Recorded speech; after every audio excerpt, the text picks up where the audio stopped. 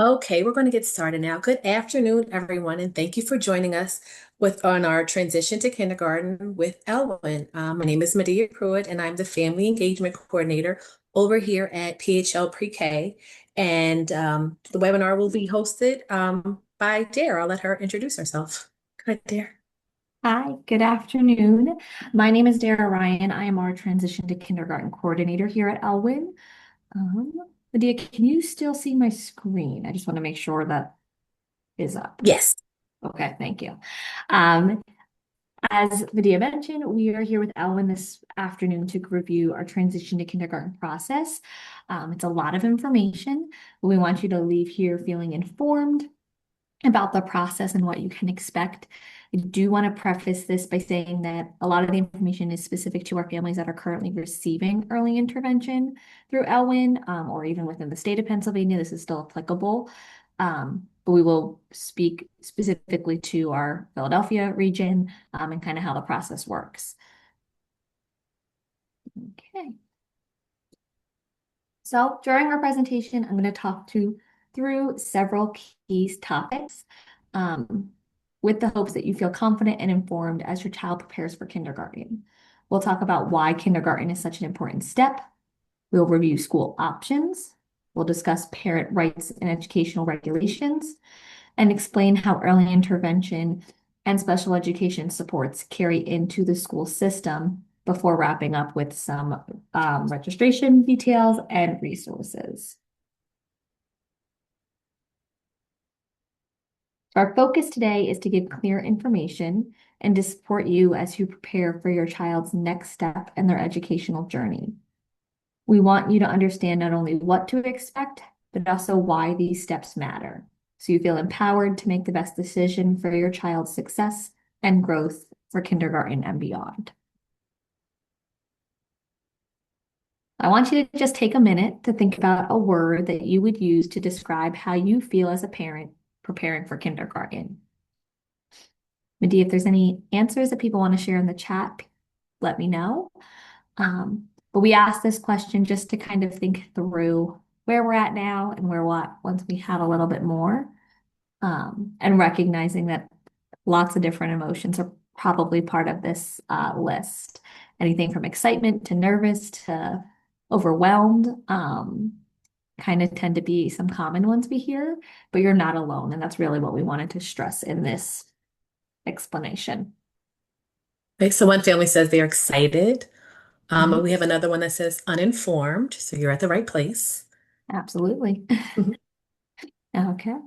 So my next question for you is, what is one word you would use to describe how your child is in preparing for kindergarten? And one where we got excited and curious. Um, Our students may also be curious. They're at an age, and I'll talk about this in a little bit, where they're naturally curious. They want to explore the world around them. So they may be excited, eager. Um, they may not realize kindergarten starts in a few months, but that is what we're here to help guide them through. yes. So we have they are equal parts excited, curious, and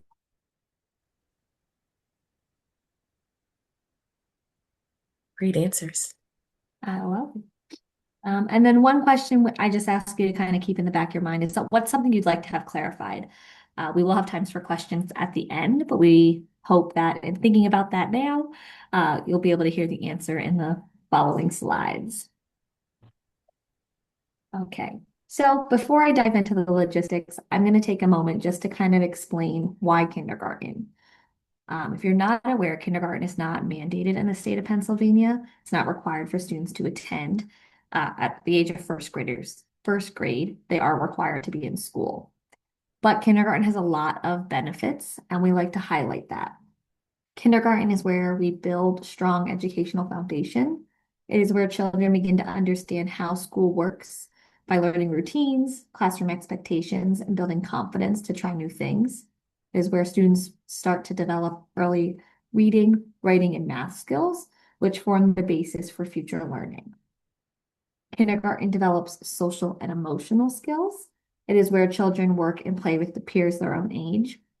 They're learning to take turns, share, and resolve conflict.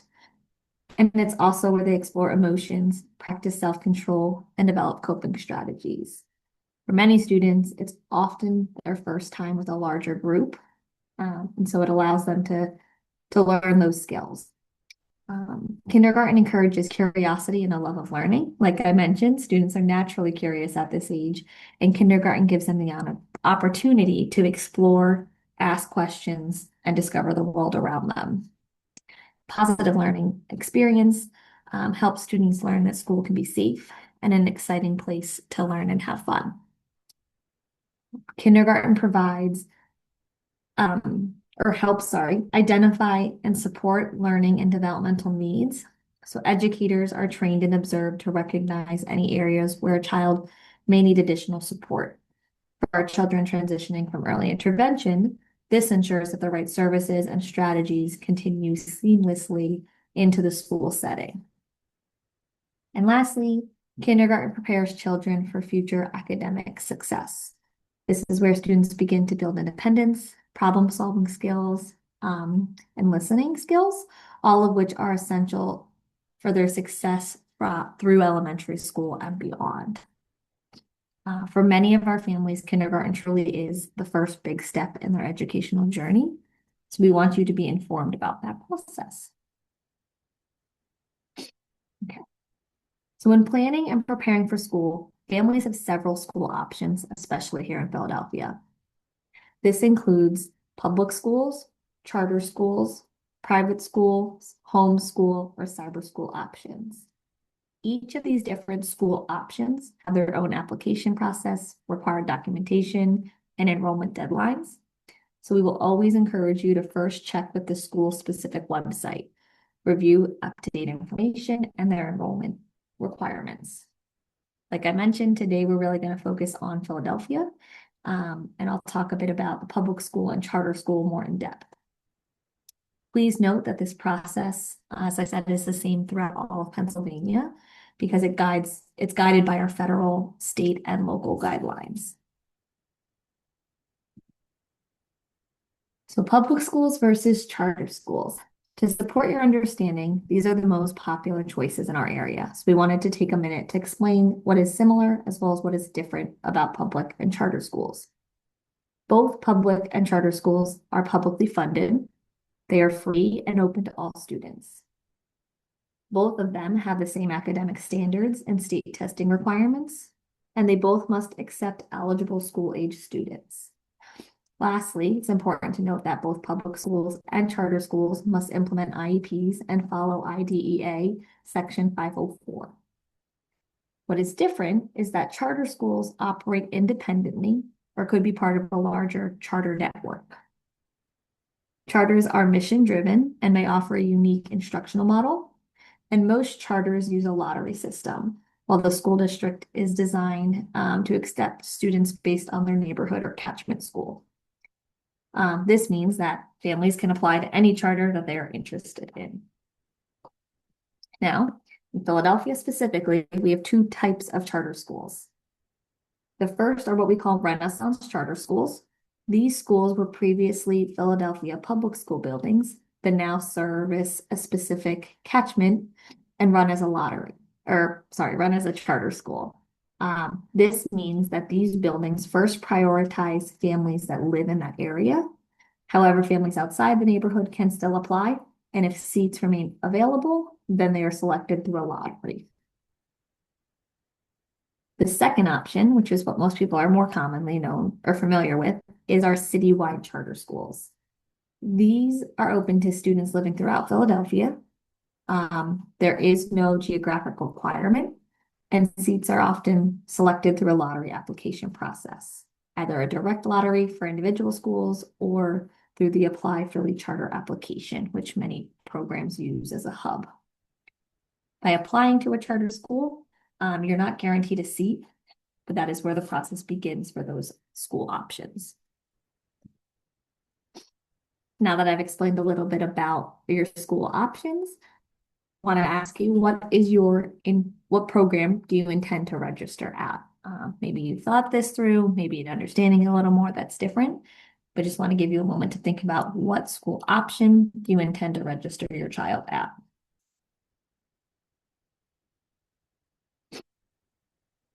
Okay. There are several federal regulations that guide our kindergarten transition process. I'm going to highlight a few key ones.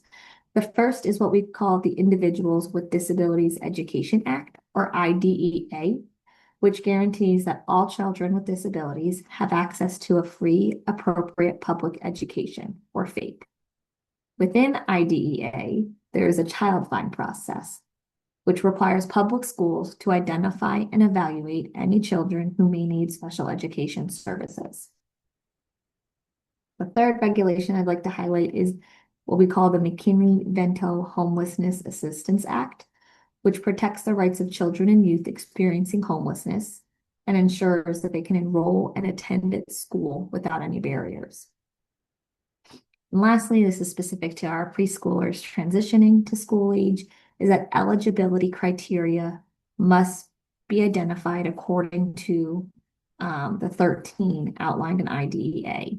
From preschool to school age, one in particular becomes more specific, what we call developmental delay, is not recognized at school age, and therefore determining of eligibility may need to be clarified at the school age level before a child starts kindergarten.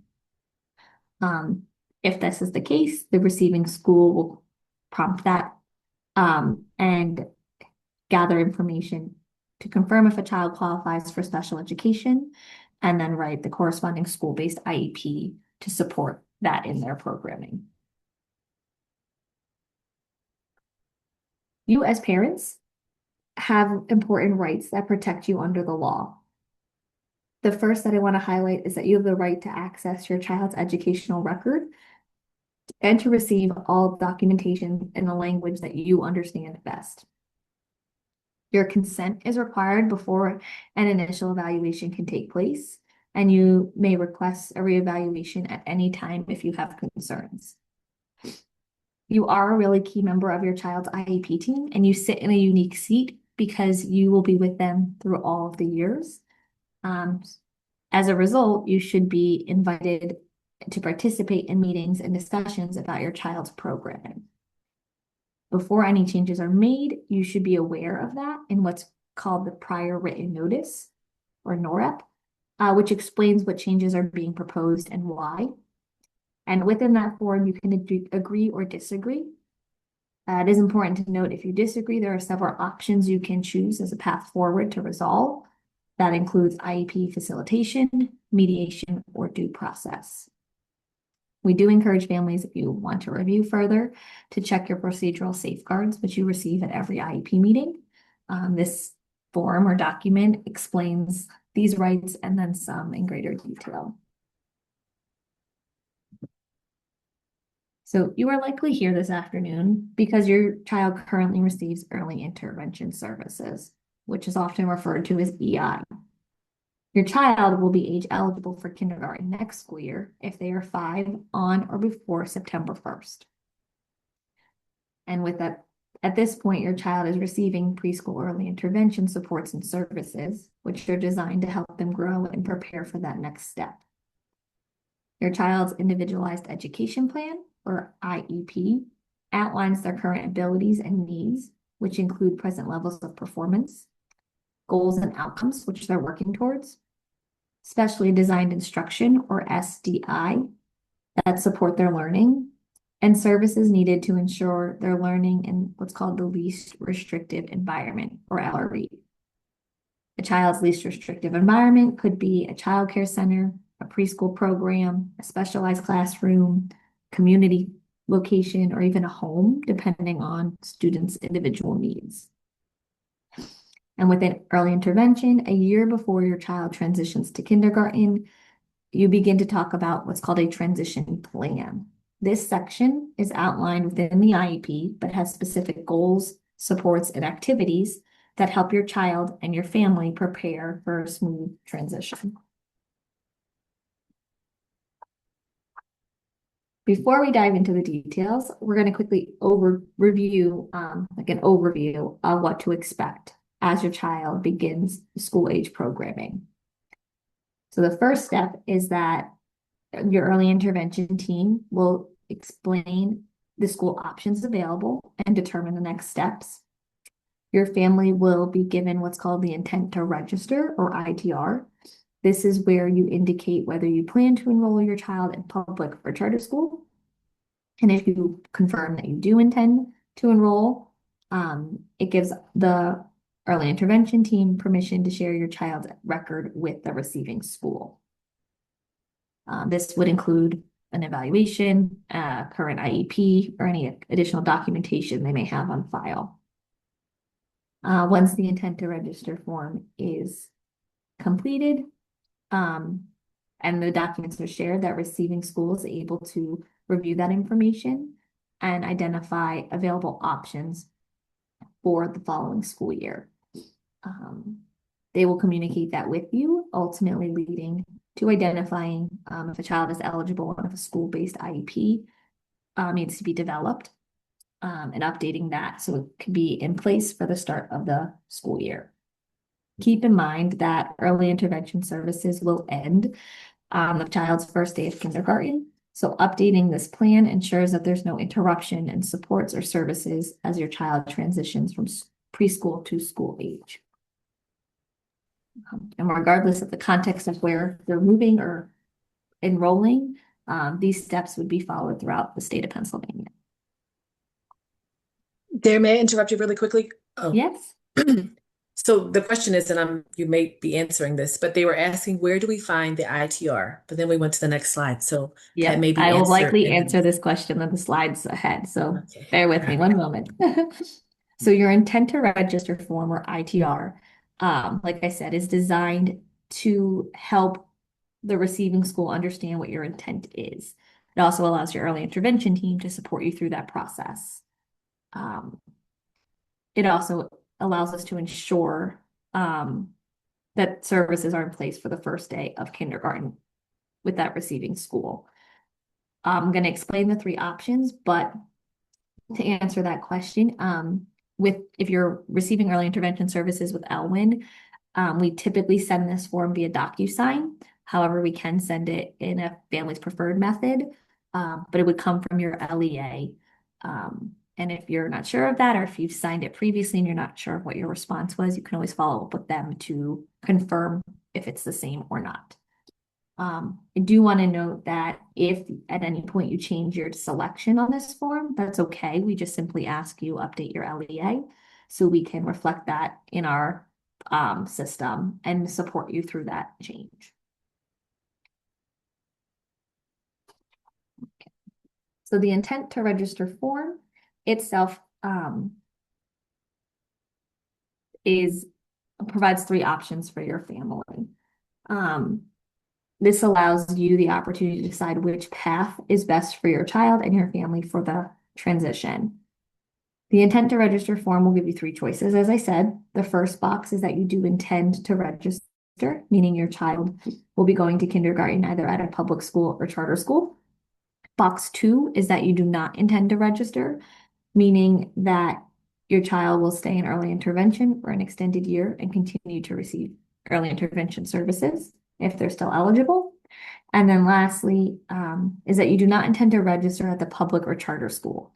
This option is if you're planning for maybe private school or homeschool instead. It is important to note that if you're considering an extra year with an early intervention, depending on where your child is currently receiving services or attending a program, they may not still be eligible to stay there. That is because preschool programs that receive any federal or state funding, such as Philly Pre-K, Head Start, or Pre-K Counts, they have the same cutoff as the school district kindergarten age for funding.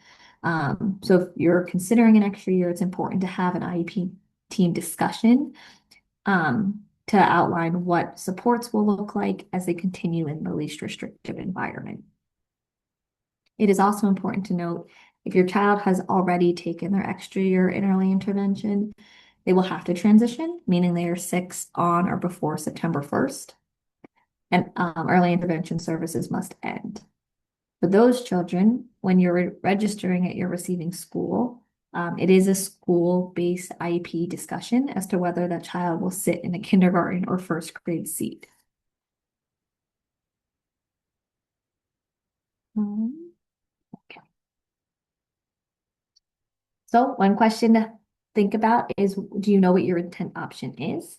Um, and does your early intervention LEA know what your intent is? If it's changed at any point, you can always reach out to them, or you can always follow up just to make sure everyone's on the same page if you're not entirely confident.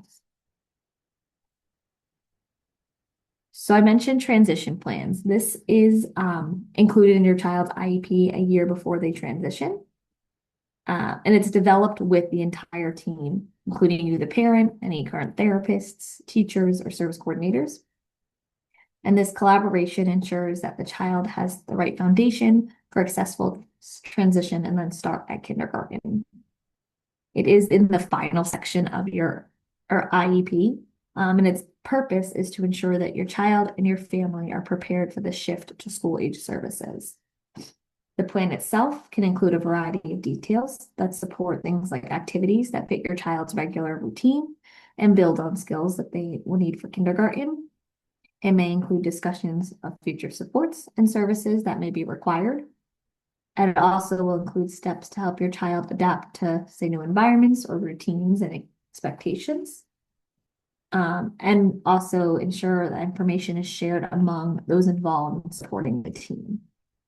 An example of this could be including that a family may attend a meeting or visit the receiving school.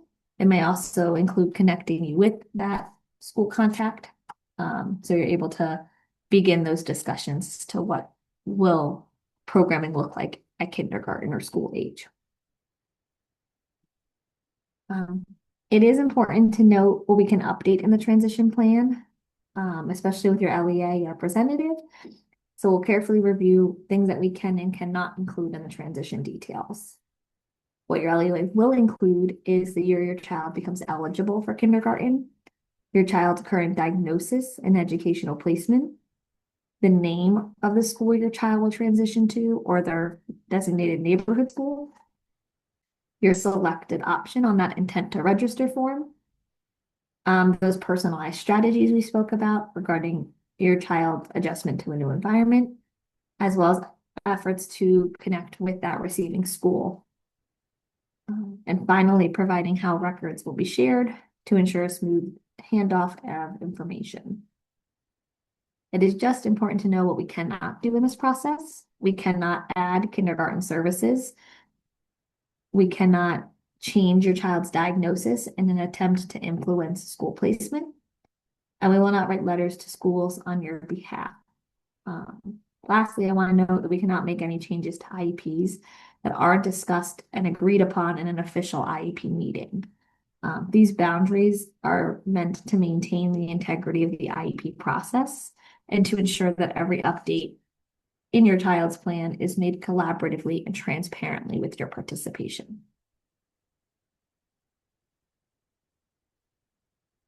So once your child has officially registered for kindergarten, the receiving school takes several important steps to support children with special education needs. First, they will review the record, and with that, they may recommend a reevaluation if necessary in order to ensure supports remain appropriate. Next, they will send your family forms to identify their options, which I will go over, which will lead to a school age IEP meeting scheduled with you and that school staff. During that meeting, you'll discuss any revisions or updates to your child's programming, and then you would receive documents to review and confirm any of those agreed upon changes. It is really important that you continue to support your child's growth and development at home and remaining actively involved as you receive updates from the school age team. Your engagement really does make a significant difference in your child's success.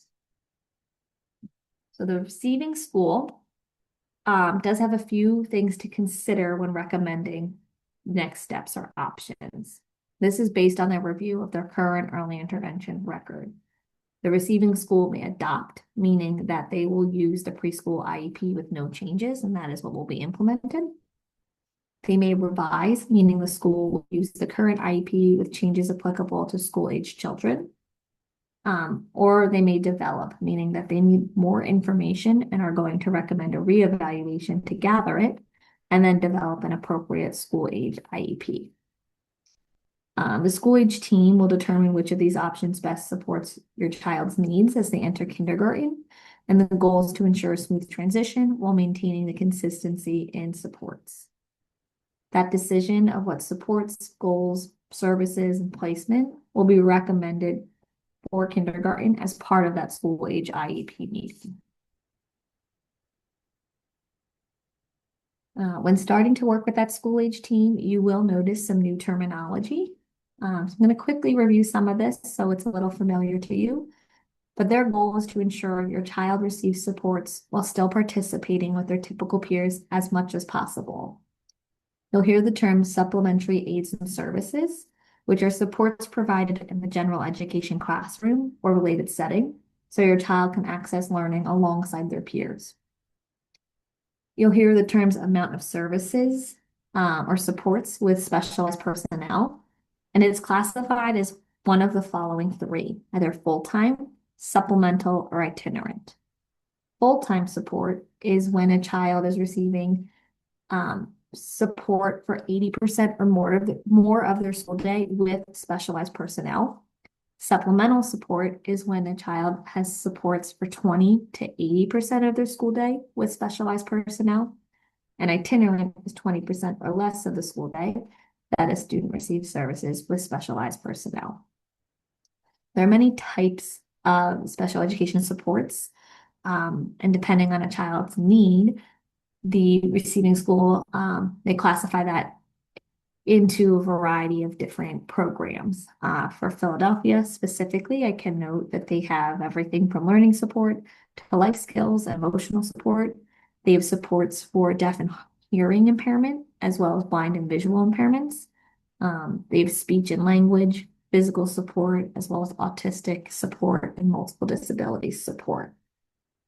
If you're looking for any information, I would encourage you to look at the school district's website for students' programming that they have.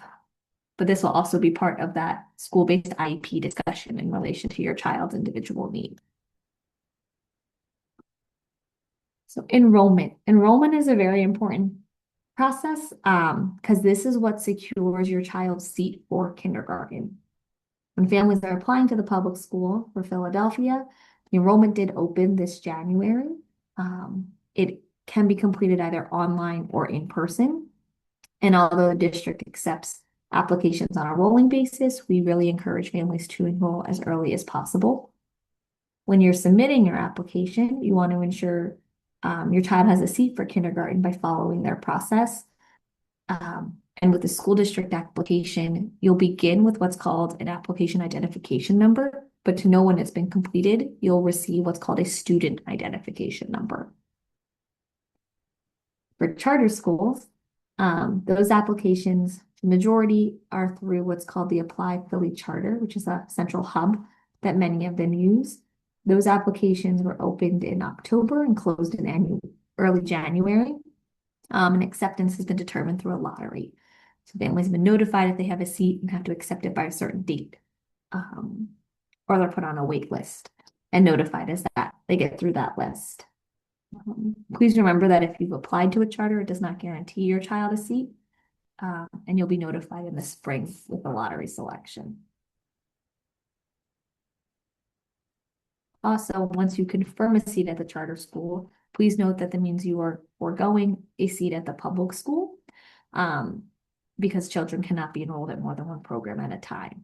So we want to be sure you're confident in that decision before confirming your seat with the charter. For Philadelphia Public Schools specifically, their registration process is open. Eligibility criteria indicates that children must be 5 on or before September 1st. And there are certain documentations you will need when completing the application. This includes a child's birth certificate and immunization records, valid photo ID for parent or legal guardian, as well as proof of residency. It is important to note once again that if your child may be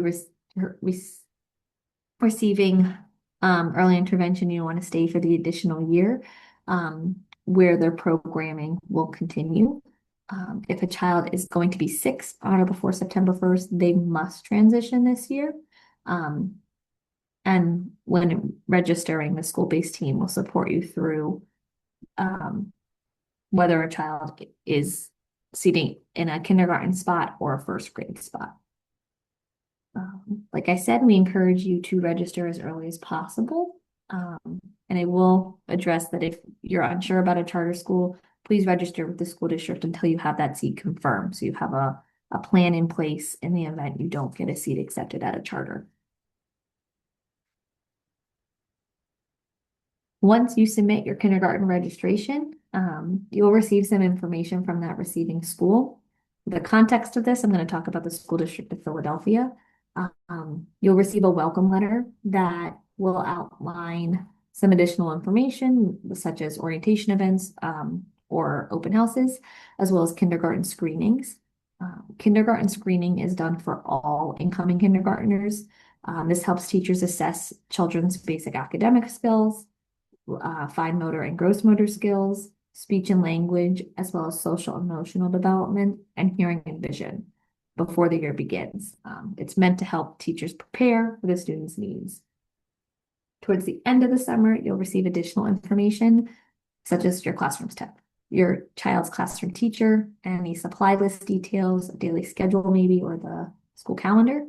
But equally as important is the preparation you do at home. So establishing a morning routine and practicing that, maybe practicing the route to school, visiting the school, reading stories about going to school or kindergarten in general, all of which to talk about in a positive manner so that students feel comfortable and excited and confident for this next new chapter. Practicing those routines and reading those stories really helps kind of make that bridge the gap between home and school community. So my question for you is, do you feel more informed and prepared for this transition now that you've heard all this information? And with that, do you have an action step or maybe steps that you want to follow now in preparing for that transition? Hope this was very informative and you're leaving with some clarity on what to do next or what to expect next.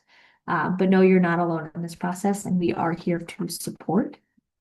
My last slide, some helpful resources. We can share our transition guide, which is developed for our early intervention families, as well as a link to the kindergarten registration form and the Find My School. The last two are activities. One is not activities, the Patan transition guide outlines what to expect in all of Pennsylvania regarding transition. And then lastly is a kindergarten activities packet, which gives you monthly tasks you can work on with your children, whether it's a activity outside or in the community, maybe it's reading a story or doing a craft at home, all of which kind of focus on skills and preparation for kindergarten. Lastly is our contact information. We will take some group questions at the end, but if you have any specific case questions, we ask you to reach out to either your LEA or you can email us at eos2schoolage@elwyn.org. And we'd be happy to help follow up with you to clarify. Thank you. We do have some questions that I'll read from the chat. Just want to let everyone know when asking questions, try to ask as general